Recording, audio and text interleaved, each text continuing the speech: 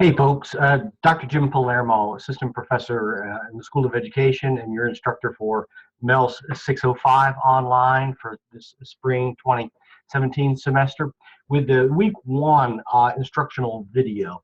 Each week I will try to do a short, try to keep it brief, um, instructional video, a little mini lecture on the topics for the week, the to-dos for the week, and yeah, I try to organize it. So again, once you land on the home page, if you click into the particular week, and we're coming up on January, the semester begins January 17th, and that week runs from the 17th through January 23rd.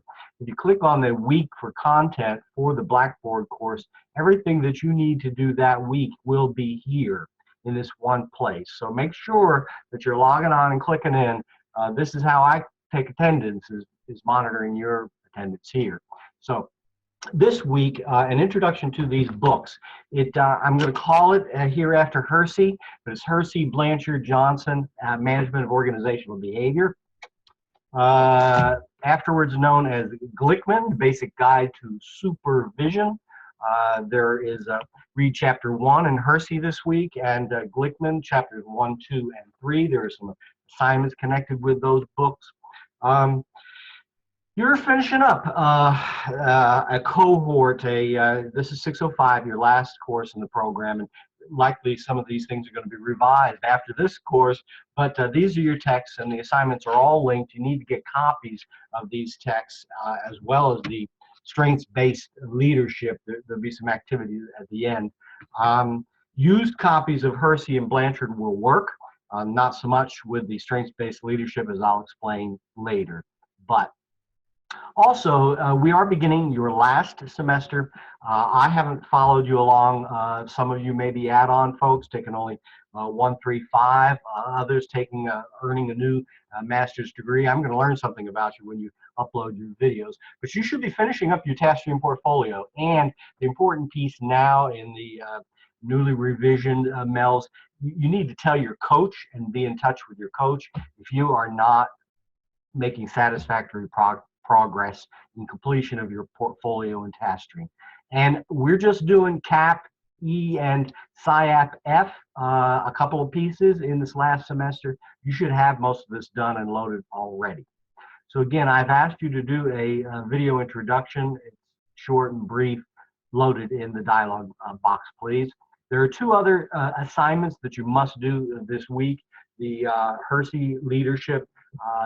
Some of my assignments in Blackboard are one way. You post something, you load it, and no response is necessary. Others, the Glickman here, the second assignment is a post and respond, please, and do that within the weekly time frame. So what about, oh, and also loaded here is a peer review kit. You will be giving peer feedback in teams to one another. You may already have more experience with this than I do, but if you have been taking the MELS courses online and doing peer reviews, you're going to do the same thing for the CAP and SIAP assignments this semester. You will not submit them to me for a grade. I've done that some in the past. You'll be submitting them to TaskStream after peer reviews. And I'll be talking about the artifacts, instructing about them, but you'll be writing and submitting those for peer assessment. So what about the readings? Hersey is a great little book about leadership theory. And if you haven't thought a whole lot about leadership, you are in a MELS, an executive leadership program. What does that mean? What school do you work in now? I will tell you that I followed a fairly traditional career path, career ladder in education. I was a teacher and a counselor. I aspired to leadership and went back and earned my leadership certificate. After having at least one other master's degree in counseling, I became an assistant principal, did that 7 years, was a principal in Wake County for 3 different schools for 12 years. So that career ladder is followed by many folks in the public education sector and other charters and other private schools as well. Is that your path? If so, have you started to think about leadership and what that might mean to come out of the classroom? Have you thought about your own leadership opportunities? Perhaps you're a leader in your church or Boy Scout, Girl Scout troop, the choir. Are you a leader at your school now? Are you a department chair, team leader, PL, whatever you call it at your school, PLC team leader? So what might it mean as you're thinking about leadership in a broader scale? I try to think about it as flying in an airplane sometimes. You're on the ground level when you're in the classroom in a school or an organization like a school. You're kind of seeing the ground level of view of the school. But when you start to supervise others and you move out of the classroom as an assistant principal or a principal into some other supervisory role in the central office, you start to you get up a little bit.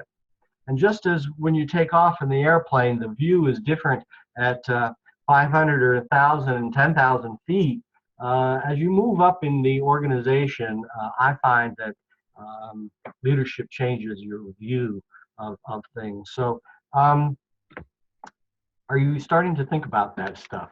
Percy and Blanchard will get you thinking about some of that. What does it mean to supervise others and to lead others in organizations like schools? That's where the Glickman text comes in, and you're going to have some fun with that, I hope. Leadership, what is it?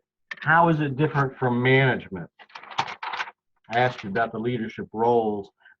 So again, post some of your own ideas about leadership, where you think you're going, and respond to some others on one topic related to Glickman. That's plenty for this week. Write to me, please, Jay Palermo at Gardner Webb. Do tune in weekly to these weekly messages and follow directions and then respond to me as necessary. Whether we will be holding synchronous class meetings in real time, I've not yet decided, but please do keep up with your weekly assignments here. Thanks. Have a great week.